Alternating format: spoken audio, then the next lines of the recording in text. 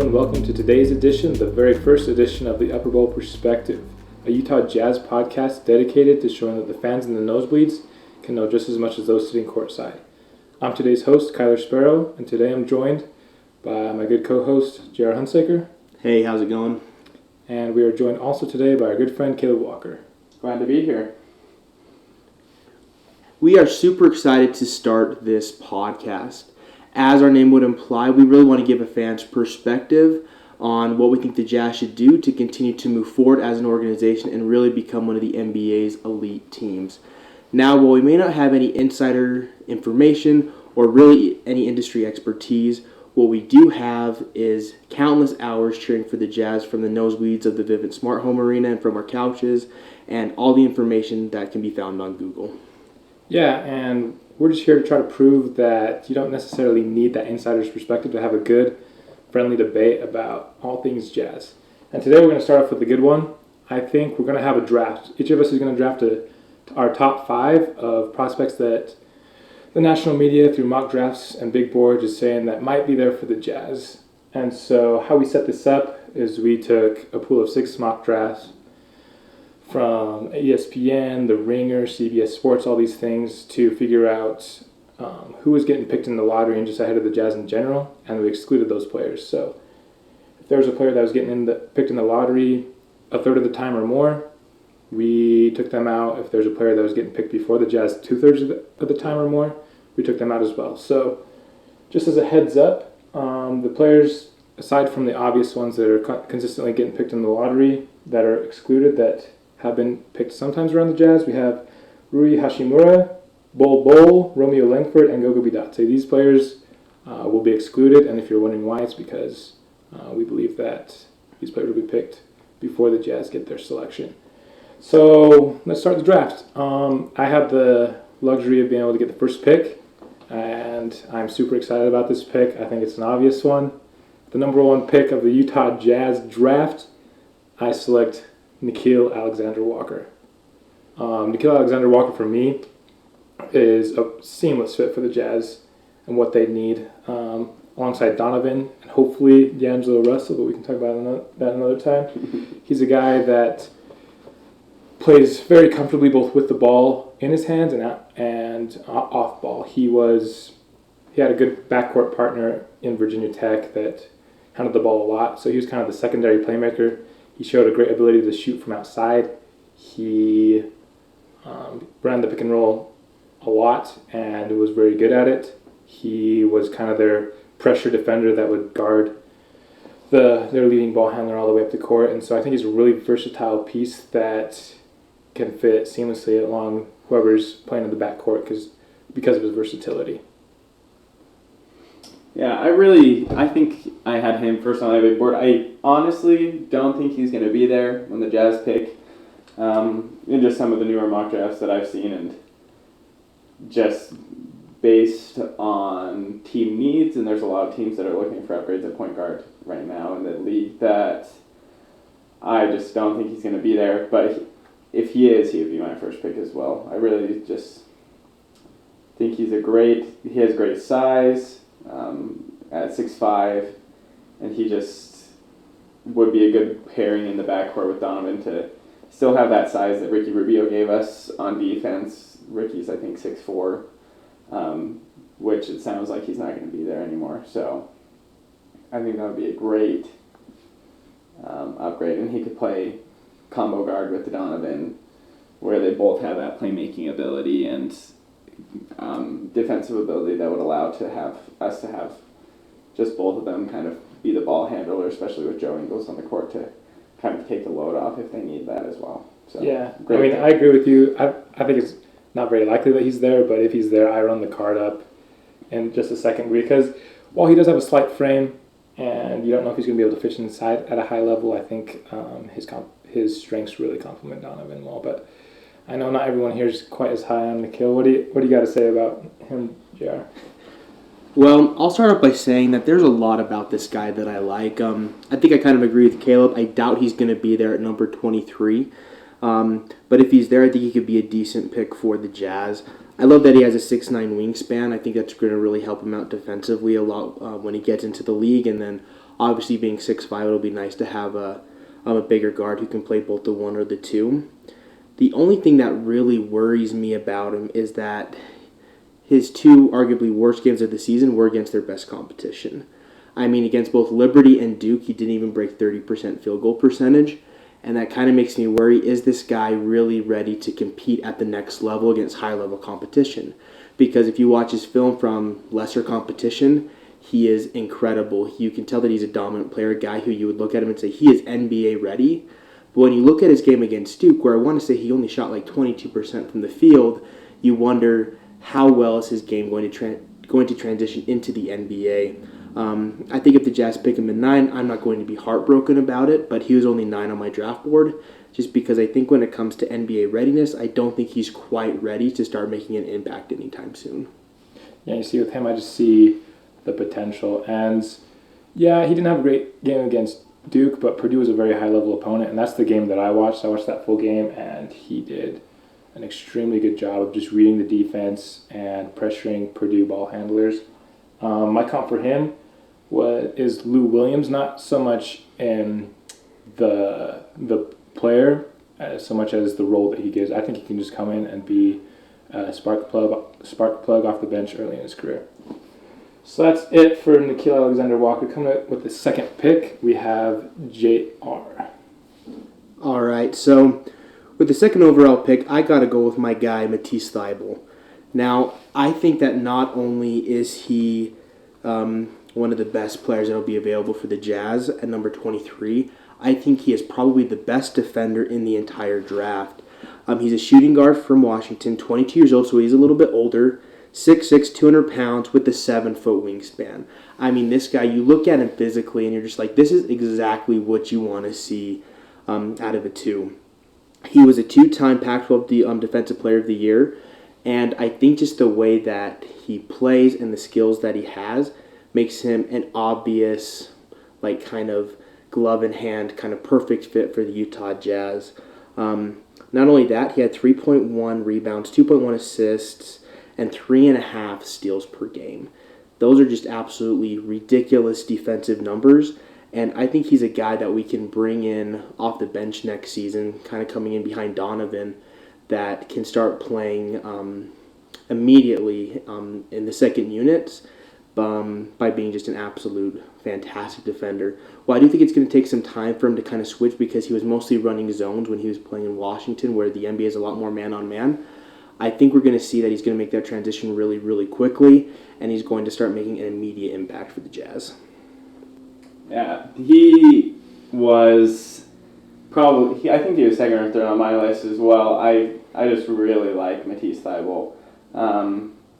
It's not often that you get one of the all-time great college defenders in the draft. And while he's projected to go a little bit higher than the Jazz are, like, he's projected I think he's projected in the teens in a lot of the mock drafts that I've seen.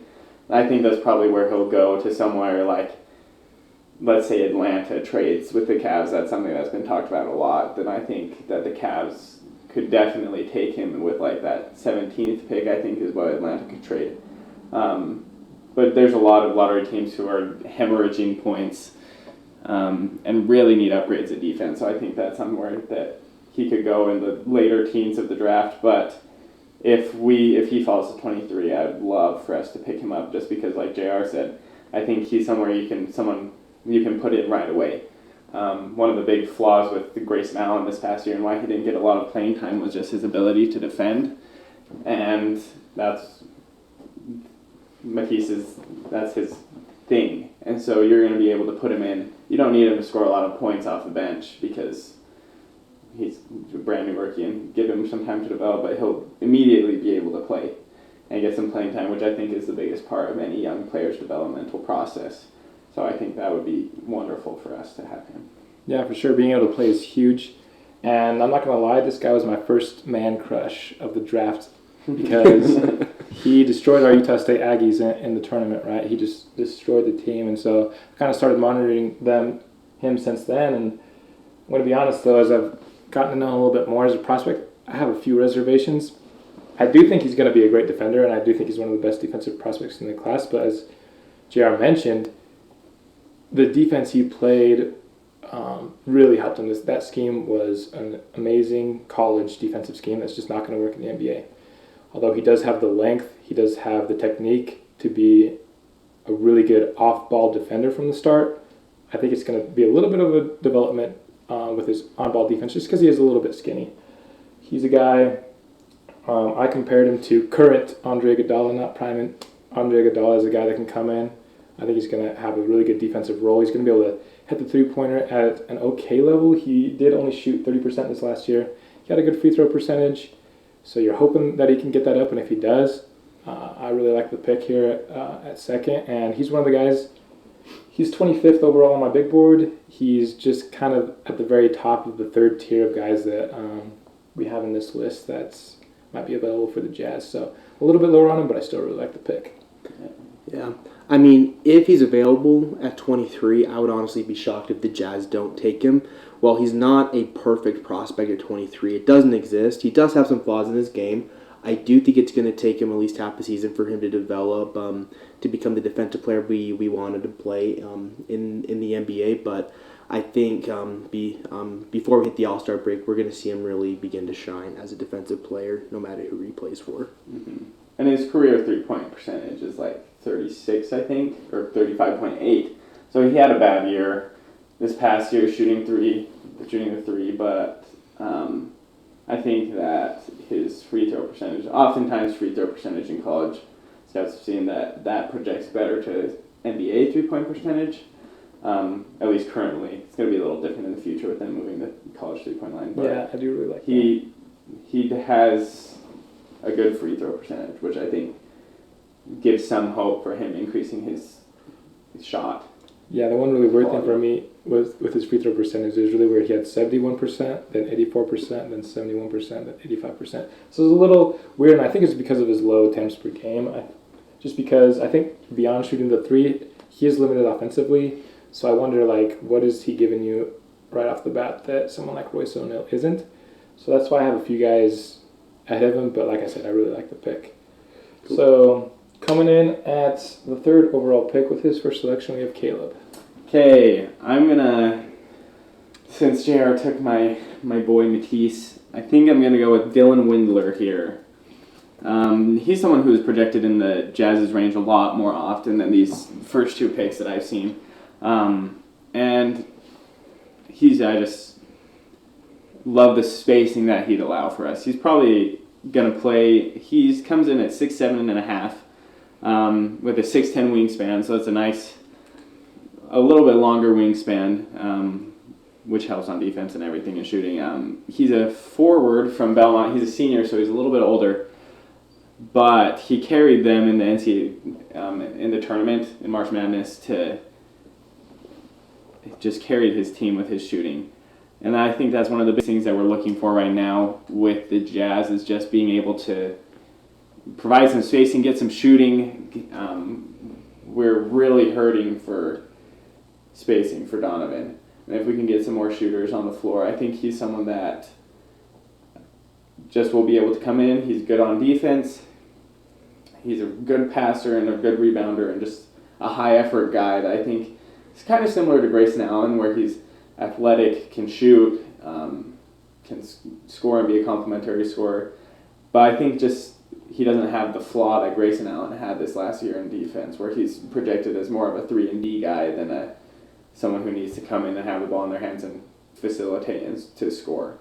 And I just think that his sweet shooting will help out the Jazz a little bit. Yeah, I mean, his shooting numbers are great. He's shot 42% from three over the last two seasons on about 7 attempts per game. That is really, really impressive, and especially when you look at how his percentage even increases when he's scoring in isolation or when he has wide open looks, which I honestly wouldn't be surprised if he gets more of in the NBA.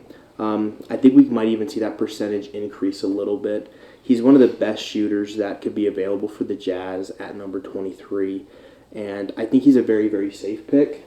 I don't know if he has the tools that he's ever going to become, or he even has the potential to become a starter in the NBA, but I think he definitely has the potential to become a very valuable off-the-bench role player who can come in at the 3. Mm-hmm. He's somebody that I have number 29 overall on my big board, and I think I might be a little low. I think, like Kayla was saying, he reminded me a little bit of Grayson Allen early, and so I had him really low, and he keeps creeping up, and he keeps creeping up. But I do think that he is a dynamic scorer that's going to be able to help the Jazz, and I do think he projects better defensively than Grayson did. You guys know that I wasn't really as high on Grayson as a lot of other people. But Dylan Windler, I like the pick there. He is a guy that had a workout with the Jazz, and they seem to have a really solid workout. So I would not be surprised if the Jazz ended up picking him at 23, depending on how the board falls. All right, perfect. I think that's back to you, Kyler, for the 4th pick of the draft. All right, I'm really excited about this pick, guys. This guy is my guy. And I know I'm not alone. There are other draft analysts that love this kid, but I think there's not a more perfect fit other than Nickeil Alexander-Walker maybe for the Jazz than Chuma Okeke out of Auburn. This guy's a forward. He's 6'8" with a 7-foot wingspan. He weighs 230 pounds.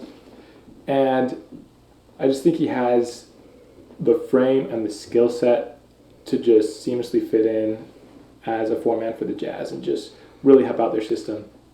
He shot good from 3, almost 39% this last year, almost 50% from the field. He got over 1 block and almost 2 steals a game. He projects as a very switchable defender.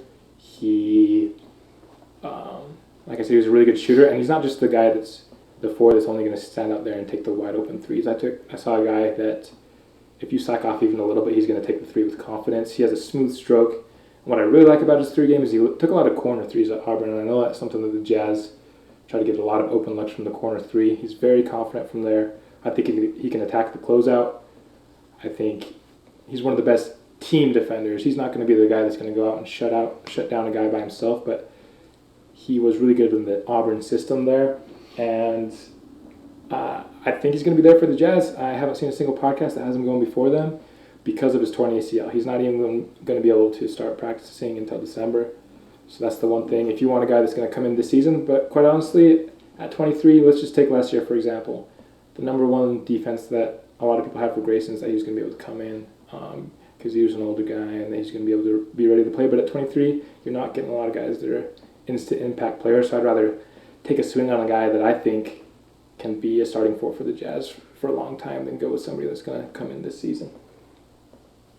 I like that pick. Honestly, he was someone that I was a little lower on at the beginning, and just as we've talked a little bit in preparation for this podcast, I've looked more at him and gone to like him more. He's just something I'm big on is defense, just so that they're able to play. That's the MO of the Jazz, and it's just something that we really, really need. And he plays calm, he plays collected, he doesn't make unnecessary risks, so to say, when he's defending. He has some technical things that are a little off with his defense that I've seen just from some analysis by scouts, but something that I'm sure Quinn and the coaching staff can fix pretty much without a problem. But I like the pick, and I think that I'm higher on him since we started talking than I was initially, so I think... Good enough. I've had some good influence on you. Yeah. I mean, I think I've debated more about where to put this guy on my top 10 than any other player. If he doesn't tear his ACL in the Sweet 16, he is definitely probably a top 5 or 6 guy for me on who I would want the Jazz to draft. I love his defense. I love that he shot almost 39% from 3 last season. He has great size, 6'8", 7-foot wingspan. He's just a very, very solid player that I think has a pretty high floor. I think he's going to be very good in the NBA, at least as a rotational player. But I just worry about that injury if he's going to come back the same player that he was beforehand. And I mean, I think there's a good chance that he will, but I think there's also a decent chance that he won't. Like there's a lot of guys who've had torn ACLs over the past while. I mean, we've seen it with Brandon Knight, we've seen it with Gallinari, we've seen it in the past like Derrick Rose, Jabari Parker. I think he tore his twice. But it's just, I've looked at all those players, and even though they've come back solid, I don't know if they've come back exactly the same player. And with a guy who hasn't yet even proven that he's NBA ready and that he's going to make an impact, I just get nervous, as in do the Jazz really want to risk the potential huge upside for this guy when they don't even know how his recovery is going to go. So do I think he's a great player? Absolutely, but I think there's definitely some risk involved because of the ACL injury. No question, there's no risk, but I think in today's NBA and just in the sports world in general, ACLs are nothing. I mean, you mentioned people like Derrick Rose and Brandon Knight, but those players, their games were predicated so much on athleticism that, yeah, maybe a slightly bum knee takes away a lot. But with a guy like Chuma Okeke and especially with a guy like Danilo Gallinari, who aren't quite that way, I don't think it's going to affect his game much at all. I compared him to a little bit of an Otto Porter, as a solid, switchable defender who can just nail open shots from the outside.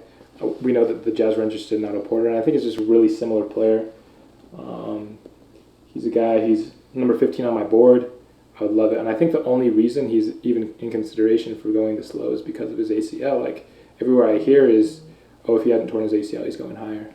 He's going in the teens. So at 23, give me a guy that his talent is at a higher level, but take a slight injury risk. I mean, we know with players like Dante Exum, it doesn't always work out, but I say take the risk.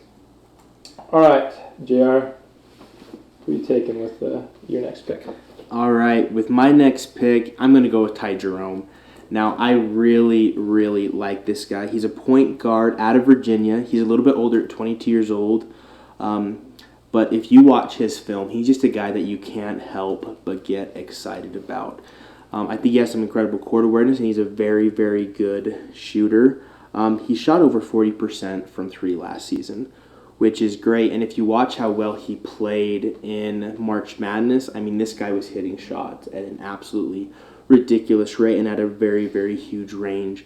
I think he's arguably, him and Dylan Windler are probably going to be the two best shooters that the Jazz could possibly get at number 23. And as was kind of demonstrated last season, having a point guard who can't score very well at all, I think really held us back as a team. And I'm not going to say who I'm calling out with that comment because I still love the guy. Raul Neto, man, he struggles. Yeah, Raul Neto, that's who I'm talking about. But I think with Ty Jerome, he would be great to come off the bench and kind of help with their second units. I think he's a good facilitator. He had 5.5 assists per game last year. And with his shooting, I think he could really help the Jazz and help Donovan out with it, actually being able to score consistently from behind the arc. Yeah, I was high on him as well. He was one of the people that I had right up there with. He was a little lower for me than Dylan Windler, just because didn't quite shoot as well. He was still up there bright by 40%. But he's someone I think is a great combo guard. I think he's 6'5", 6'5", 195. Shot really well from three. He was a pretty good free throw shooter at 73%. And definitely got in there too with 5.5 assists and 4 rebounds per game. So just a good all-around player that can do a little bit of everything. But just the thing that I think hung me up a little bit more on him than per se like Dylan Windler, something that he's very similar to, is just he's not quite as athletic from what I've seen. He just not really as much of a finisher and not as athletic, which I think we can see is very, very important in the NBA, but I think that his technical skills and just his shooting and his awareness and passing, just his playmaking ability helps a little bit with that he can be just a facilitator and not quite necessarily like a Donovan Mitchell or a De'Aaron Fox type of person. So I think that's a good pickup for us. Yeah, he's somebody that, I'm not going to lie, I'm not very high on. He wasn't even in my top 10. He's 33rd overall on my big board. So I see him as a second-round pick, mostly because Caleb highlighted that he's not very athletic. And though obviously we have a very athletic backcourt with Dante when he's healthy and Donovan Mitchell, he's just very slow defensively. And I think that's going to limit him just like it has Grayson. I don't think even with him being a high-level shooter in college, and I do really like his playmaking abilities as well, I just think that he has limitations that are going to play him off the floor. He doesn't have very much length to help make up for his lack of athleticism. He has a minus wingspan, even though it is only 1 inch. 6'4" wingspan is someone that makes me think he can only play the point, but I don't think he has the speed to do that. So he's a guy. Would I be mad? No, but there will be prospects that I like a lot better than him when the Jazz select at 23 if they make that pick. Yeah. I mean, a lot of the other boards have him as an early second-round talent. And if the Jazz pass him up, then I'm not going to be heartbroken about it because I can definitely see the reasons as to why they wouldn't draft him. But I think as a guy who can come off the bench and start making some sort of an impact, even if it's not too much defensively, I think he's a guy who could really help space the floor and really help our offense in the second units. So we'll have to see what happens on draft night. Mm-hmm. All right, Caleb, who you got with your second pick? Okay, with my second pick, 6 overall, I think I'm going to be taking Keldon Johnson. Good pick. He's one of the guys I was higher on. I've gotten a little less lower on him just overall as I've come to like other guys more. But initially, he was one of my favorite prospects in the draft.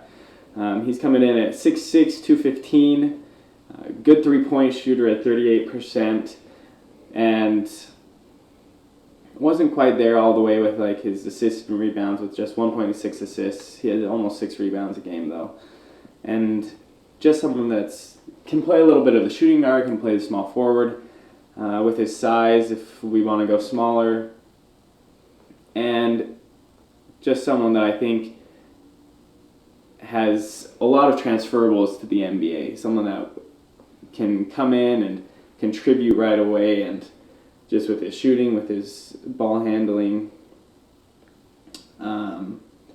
and yeah,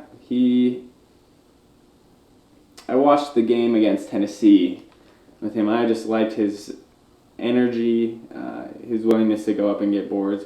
And he was kind of saying, playing on the wing takes a little bit more effort to go in and get 6 rebounds per game.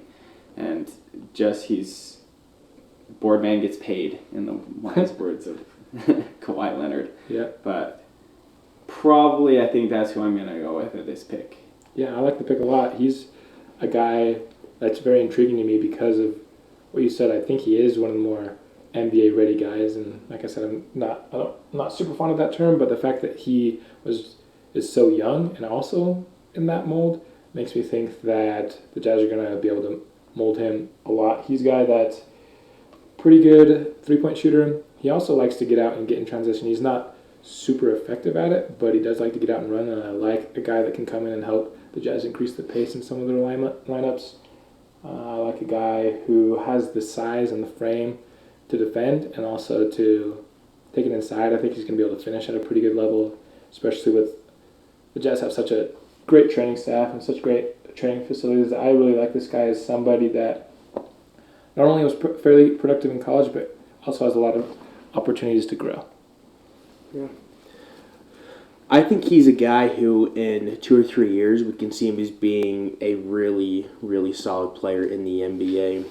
Really, the only thing that worries me about him is I think he's pretty inconsistent as a shooter. I mean, there were 11 games last season where he shot 0% from 3, and that's on attempting at least 1 shot per game. He had some games where he went 0 for 6 from behind the arc, and he also had 3 games where he had at least 2 shots where he shot less, at least 3 shots where he shot less than 20%.